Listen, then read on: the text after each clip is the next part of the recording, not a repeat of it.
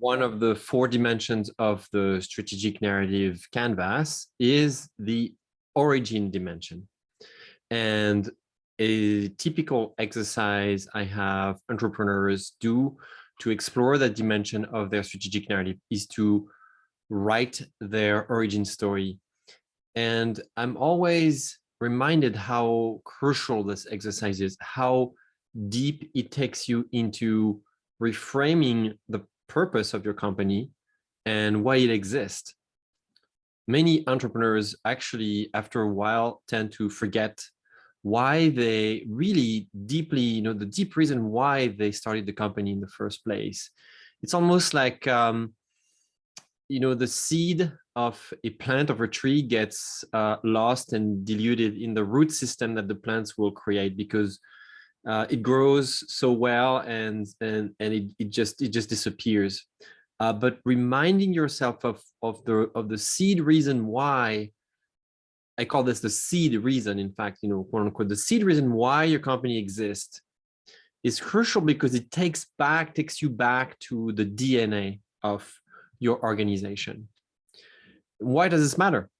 It's because in key moments of decision, sometimes you have to go back to the initial reason, DNA of why your company exists. Also, telling your origin story is a way to provide spiritual nourishment.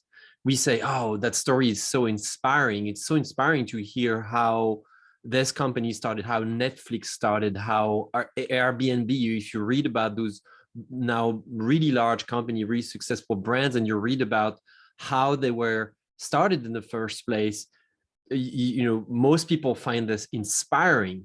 That's what I mean by spiritual nourishment.